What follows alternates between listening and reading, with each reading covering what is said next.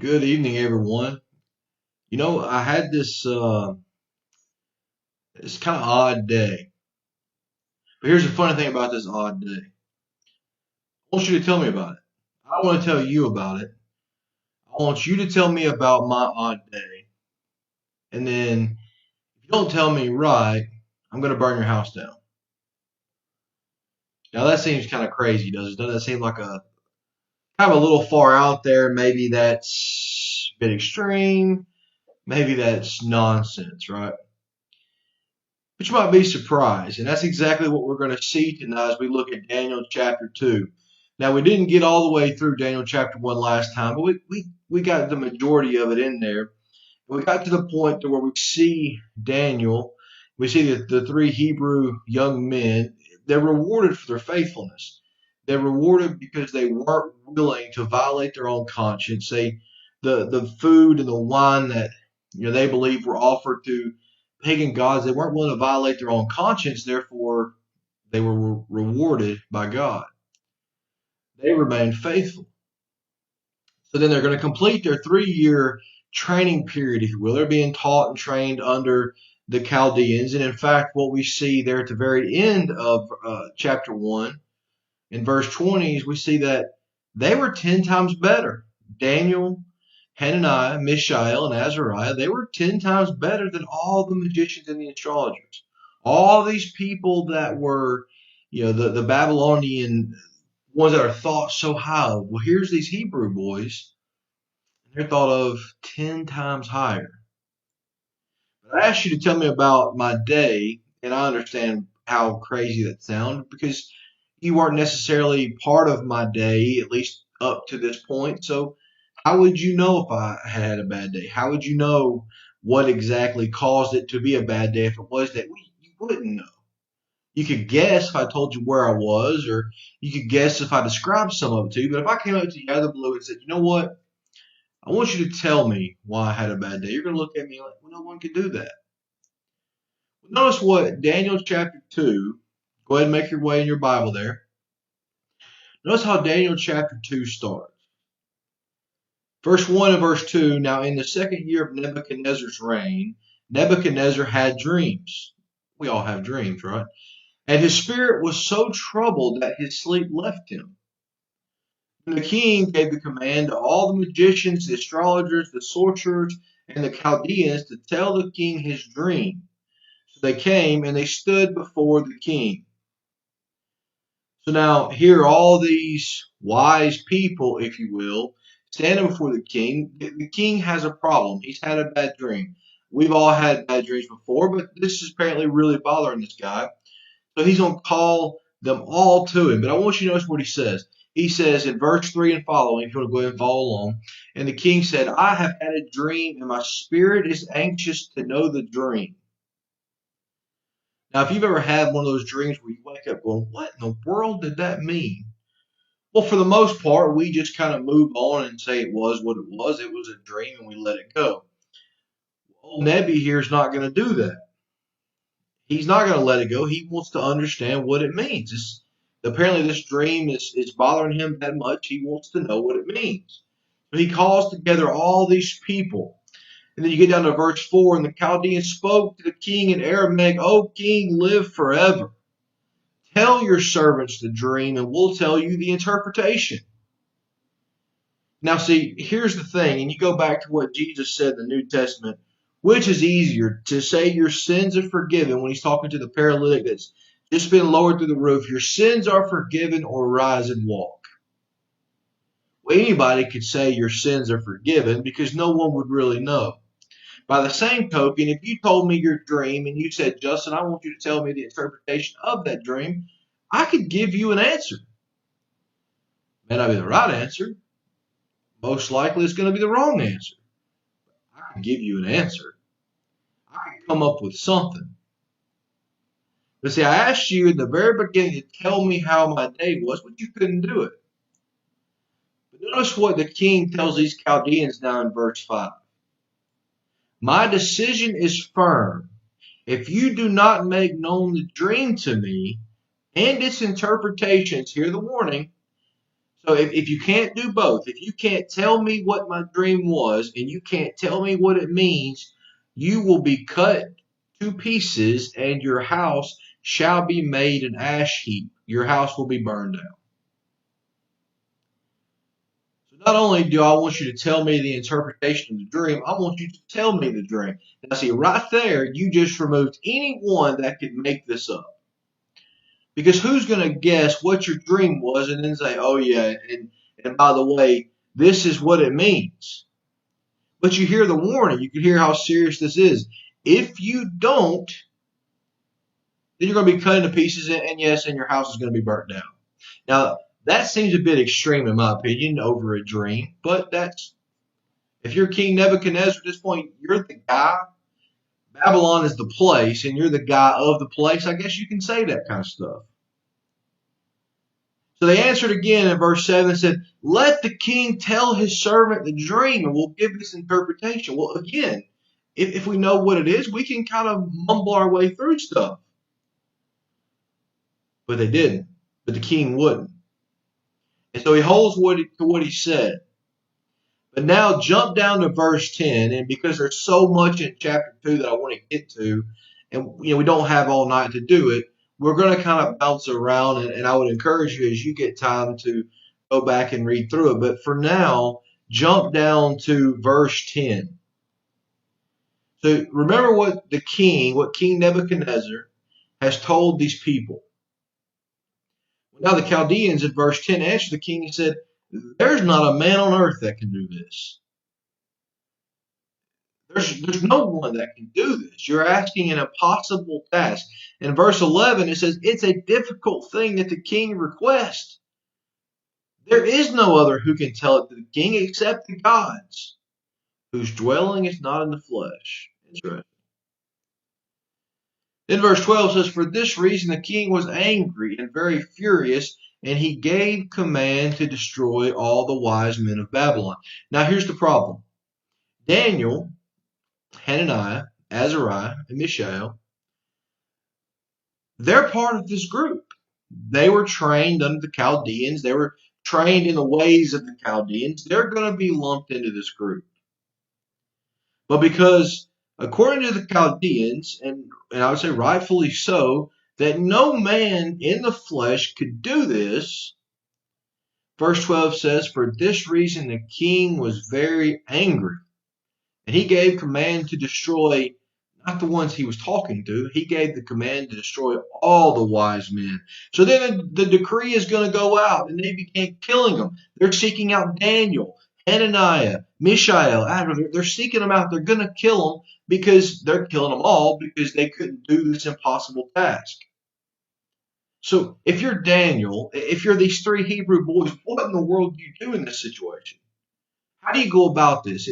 You're faithful to God, but you're in an impossible task. I mean, what are you going to do? No man can do this. But notice what verse 14 says. We're going to read 14 through 16. Then with counsel and wisdom. Notice those two things again. With counsel and wisdom, Daniel answered Arioch, the captain of the king's guards, who had gone out to kill the wise men of Babylon. He answered and said to Arioch, the king's captain, why is this decree from the king so urgent? Why is he so gung-ho to get this done so fast? Like, what's the rush on this? Like, why is it so urgent? So Daniel, verse 16, so Daniel went in and asked the king, listen, give me some time. If you can give me some time, then I can give you the interpretation. And I'm paraphrasing. Give me some time, and I can give you the interpretation. Now, we were already told, I made mention of this already, that in chapter 1, verse 20, we're told that Daniel and these three young men are already, they're 10 times better than any of these wise men of the Chaldeans, the magicians. We're told they're better. But my question is, weren't they trained under the Chaldeans? They just spent 3 years being taught their way. They were trained by the same people that cannot do it. So what makes Daniel think that they are better than the others? Because the Chaldeans are saying, listen, No man can do this. Only the gods can do this. So is Daniel smarter? Is Daniel stronger? Is Daniel just better looking? I don't know. You throw out any other scenario you want. How is Daniel better? Maybe he paid attention more so in the Chaldean school for beginners than the rest of them did, and now he's going to be able to do it. Or let me ask you this, and this is getting to the point, and in fact the Chaldeans hit on this, but they missed a big part of it. Is it Daniel's better, or is it Daniel's faith in God? Is he smarter? Possibly. Stronger? Possibly. Better looking? Well, we're told in the first chapter they're good looking, so possibly. But it's faith in God. The same reason we find that they are blessed and why they are rewarded in chapter 1, we're going to see the same thing in chapter 2. But if no one else is able to do it, why does Daniel think he all of a sudden can handle it? Let me ask you this question. I don't want to get too far off on the side on this. We got a lot of text to get through. Why is it that people think, Christians think, put yourself in there. Why is it that we think we can handle so many of these things on our own? Have you ever noticed that? We get into these situations and we're like, I got this. No big deal. Pretty simple. God, I got this one. You can hang back. I got this one under control. Or, well, I probably should pray about this, but you know what? I'm not going to bother God with this. After all, I can do this. This is nothing. Why do we try to place the weight of the world on our shoulders instead of going to God? Because here's the funny thing. These Chaldeans have already said the right answer, but in the wrong context. They said only the gods, plural, of course, in reference to their pagan gods. Only the gods can do this. And while they're partially right, only God, the sovereign God, can do this. But the difference between Daniel and whereas we may have found ourselves is how many of us would have tried to take this burden on ourselves and said, you know what, we're going to figure it out. We're going to be able to do this on our own. Let's look and let's see what Daniel does. Let's just see how he goes about it, how he's going to go about this whole situation. Jump down to verse 17. Then Daniel went to his house, and he made the decision known to Hananiah, Mishael, and Azariah, his companions. So Daniel's already going about this on his own. These three guys don't know anything about it yet. Their necks are on the chopping block too. That they might seek mercies from the God. Now, hear the difference between this and the Chaldeans. The Chaldean is saying the gods, plural, pagan gods. Here they're saying that they might seek mercies from the God of heaven concerning this secret, so that Daniel and his companions might not perish with the rest of the wise men of Babylon. Then the secret was revealed to Daniel in a night vision, so Daniel blessed the God of heaven. You see, Daniel didn't try to put the weight of all this on his shoulders or on those of his friends. Notice what he did, and notice the message here for us. What did he do when he faced this problem? Did he go about it on his own? Did he say, you know what, God, you set this one out. I've got this one under control. What did he do? He went to God. Here's the thing. It doesn't have to be more complicated than that right there. Problem solved, question over, situation handled. I took it to God. No man could do this thing in the flesh, they said, and they were right. Of course, we know God is no mere man. Nothing is out of the sight of God. He knows all. He sees all. So if it's a dream, God's going to know it. And here's the thing. We face this problem. We're not having to interpret someone's dream or someone's bad day. Of course, when I started out this lesson here, I was playing with you. I didn't expect you to be able to tell me why I had a bad day unless you were part of why I had a bad day. Then you might know.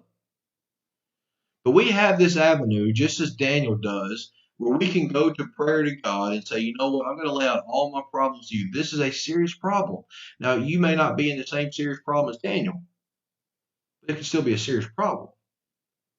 And what Daniel does is he lays it all on the line to God, and he says, God, I need you. I can't do it. No man can do this thing. You see, oftentimes we're going to take the Chaldeans approach. If you'll tell me your dream, O king, I can tell you what it means. I don't have to bother God with this one. Just tell me what your dream was, and I can tell you. Go back to Jesus. Which is easier, say this man's sins are forgiven or tell him to get up and walk? Well, any one of us watching this today could tell that man, hey, your sins are forgiven. But it's not going to amount to a hill of beans. But to tell that man, get up, take your bed, and go home. Now, we wouldn't be able to do that. Now, granted, we could tell the man that, but is it going to do a bit of good to that man? No, absolutely not. Just like we could have someone tell us what their dream was, and we could give them an answer. It wouldn't matter. It wouldn't mean a whole lot. But when God does it, when we stop trying to go about this on our own and understand this whole point of chapter 2, up to this point, because we're going to get to a different section here in just a minute when we actually get to the dream. But understand this point. Daniel's facing a problem. What does Daniel do? He hands it over to God. Imagine what life would be like for us if we would be more like a Daniel and say, you know what? I'm going to give it to God. I'm going to give it to God and know that if I give it to God, it's done. It's going to be handled. And I'm not going to have to worry about it. I've given it over to the one that knows everything. That's how Daniel lived. If we're going to dare to be a Daniel, that's how Daniel lived. So then you jump on down to verse 27. So Daniel is going to go back and he's going to tell Arioch, he's going to tell this leader here that's carrying out this execution order, hey, don't kill the wise man. Take me to the king. I know the dream. I'm going to interpret it. And again, remember, he knows this because he asked of God and God gave it to him.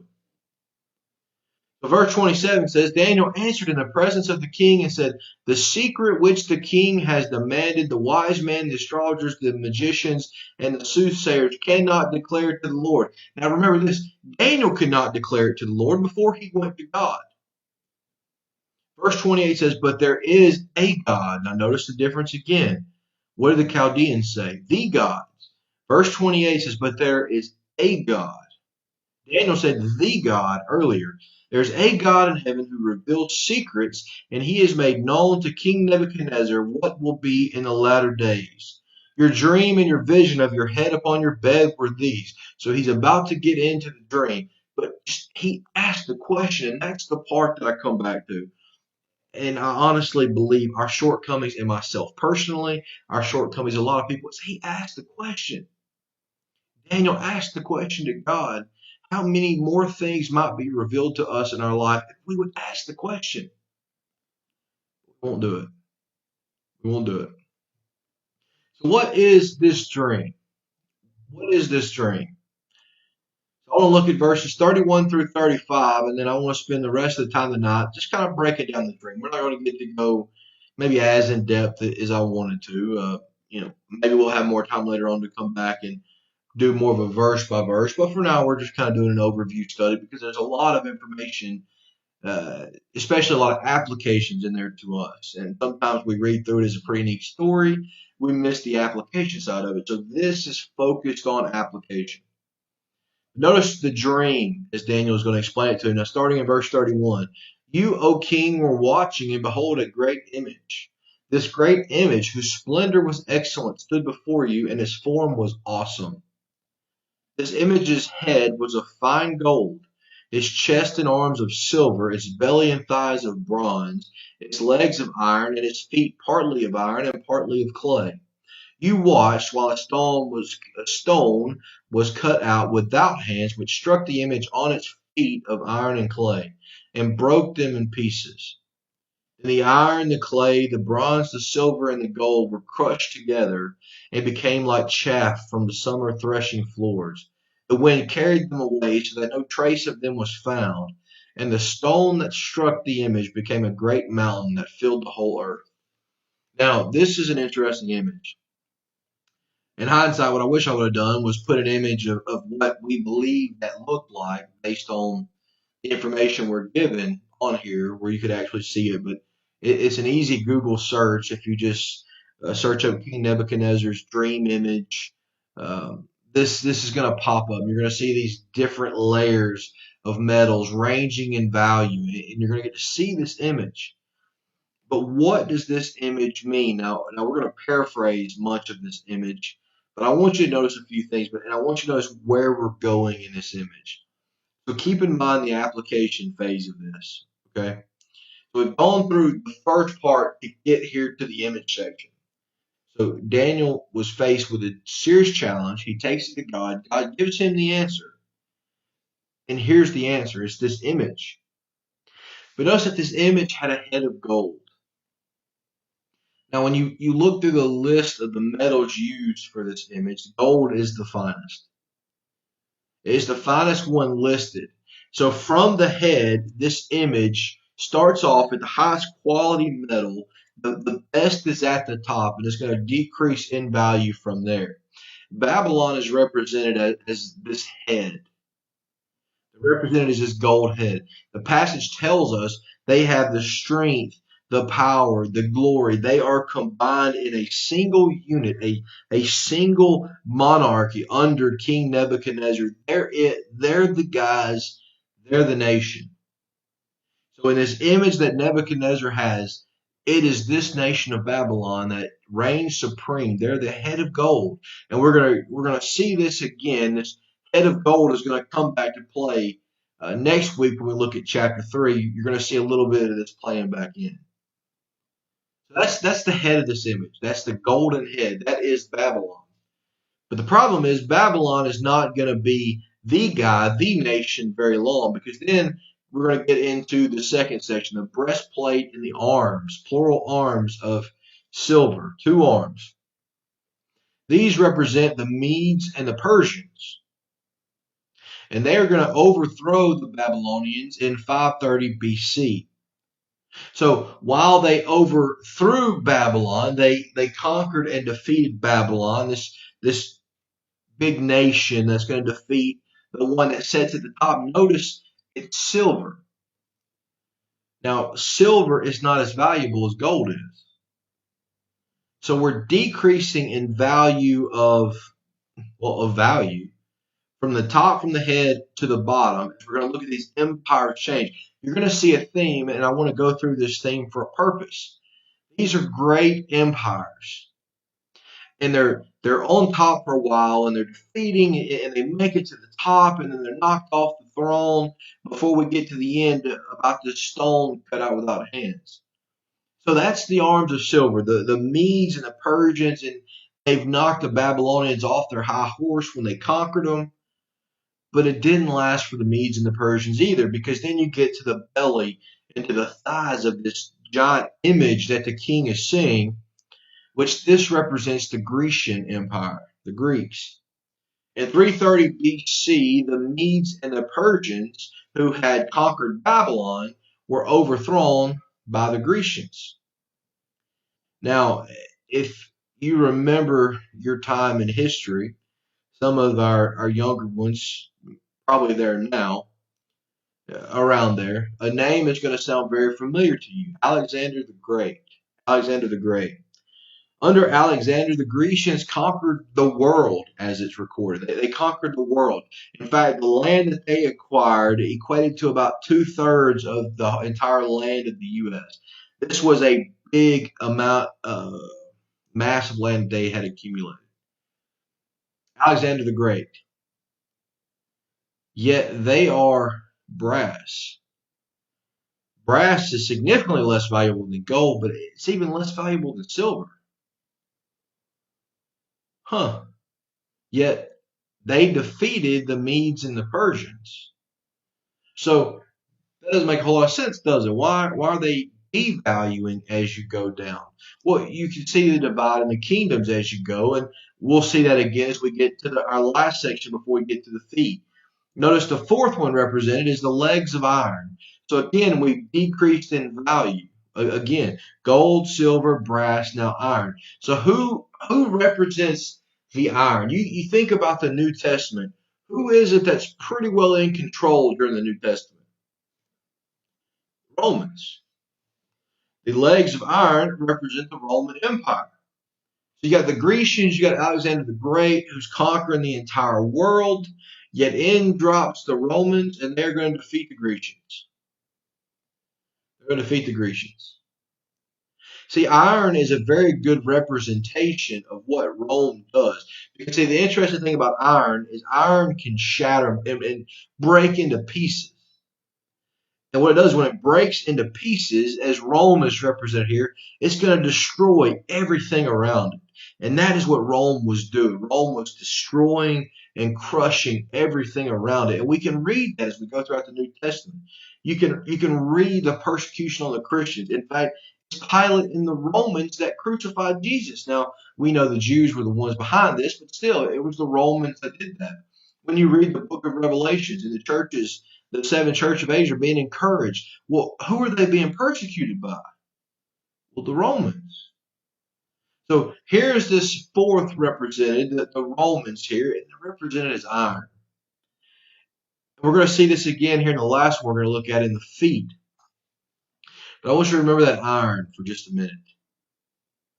Because the last one that we're going to look at is the feet of clay, but it's mixed with iron, the same iron that we just looked at for the Romans. Now, as powerful as Rome was, Rome had a problem. Rome would go and take over a land, take over a city, take over whatever it would be, and whoever ruled it, they would come in and take over. But the problem with Rome is they would never adjust or really become one. They were mixed, but they were never combined, if that makes any sense. See, clay and iron, I guess you say clay and iron cannot mix and be one. You can cram them together and they'll be individual pieces, but they can't mix and be one. They don't go together. So as Rome is taking over these places, they're not truly inundating themselves to be Romans. Now, they may even hold the name, but they're not inundating themselves to be Romans. So you have this clay mixed in with this iron, and what we're going to see is how weak that becomes.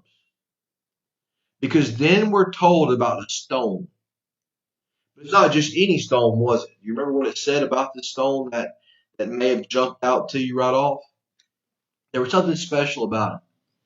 This stone was a stone that was cut out of a mountain, but it was cut out without hands. The stone, of course, is the kingdom of God, the kingdom of Jesus Christ. This is the church that is going to be established on the earth. Because it talks about this mountain that is going to continue growing and growing and growing. And in fact, you look at what the church did to Rome itself. Now, Rome, of course, is going to be destroyed by many of the barbarians and that kind of stuff. But look at the impact the church had on Rome. The church played a big part in that, just in how they carried themselves and how they lived their life. The church played an impact on that. And don't get me wrong, Rome tortured Christians as well. But Christian beliefs played a big part in the downfall of Rome. And I want you to think about today, because notice it said that this image, this giant image that we've looked at, head of gold, arms of silver, belly of brass, legs of iron, feet clay and iron. This image is going to be struck by the stone. I want you to notice where it's going to hit. It's going to strike the feet. It's going to strike the feet of all these great nations. They're going to crumble and they're going to be blown away in the wind. They're not going to last. What is going to last is that stone. And that stone is going to turn into a great mountain, and it's going to continue growing and growing. So let me ask you this question then. Where's the Babylonian Empire today? Because it was the head of gold. We're going to talk a lot about the Babylonians, of course, in this study in Daniel. Where's the Babylonians today? What about the Medes and the Persians? How big is their empire? Because they were a major power back then. How big is their empire? What about Rome? Is Rome this giant empire now that's encompassing much of the world at that point in time, or is it a city now? What about the church? What is it like? Was it destroyed and blown away, or has it continued to grow and grow and grow? And even today, you look at the church and we say, well, the church isn't really going. Go to some other countries and look at the church. Go look and see how fast the church is growing, how far and wide the church is spreading. See, these nations were destroyed. They didn't last. They didn't make it. The church is growing. So when you think about this, and we look at Daniel chapter 2, what are a couple of applications to take away from this chapter? And as I said, as you get time, go in and read through the chapter much more in depth. We don't have a whole lot of time tonight, but I want you to think about this. One, if you have problems, stop trying to take on the world by yourself. The Chaldeans said it, and they said it correctly. No one can do this thing but God. Now, they said the gods. Daniel, of course, goes to the God of heaven. And that's how he's interpreting the dream to Nebuchadnezzar. He says, the God of heaven. Take it to God. Daniel didn't try to solve it himself. He took it to God. But notice the image the king has. The king of Babylon, the gold head that's represented, the guy, the nation. They had it down to it was him, it was his nation. You're going to see a lot of division between the other nations. But Babylon was the nation. They had it together. They were in order. There was one voice from the top. There wasn't a whole lot of competition there. They were the guys. Yet they're not around now. Not around nothing like what they were, of course. Rome tormented the church.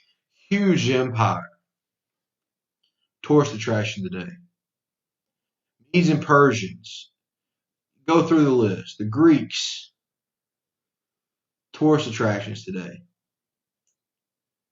The church growing. You see, built in God is strength.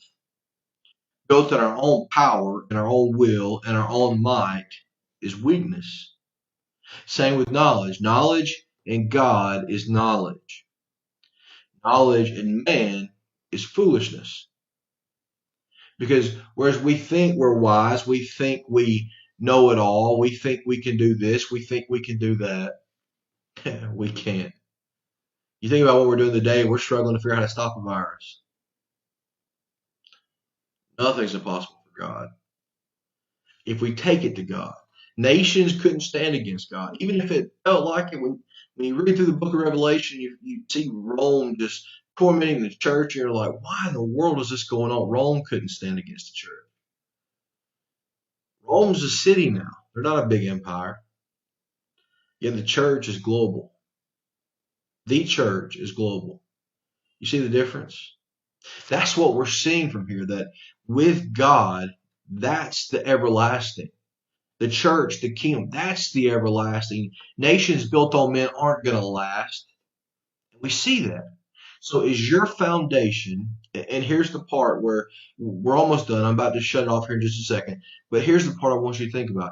Is your foundation in yourself, in your own doing, in your money, in your financing, in your home, in your car, in your job? Is yourself, is who you are in your own mind, is it built in possessions today that aren't going to last?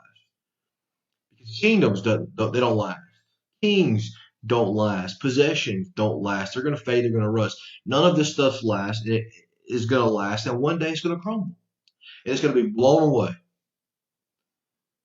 The kingdom lasts. God's word lasts. The church lasts. That's the encouragement from this, is know where the power is. The power is in God. Know where the eternal is. The eternal is not in a kingdom. Even if it feels like it now, the eternal is not in our own government in the U.S. The eternal is in God. That's the eternal.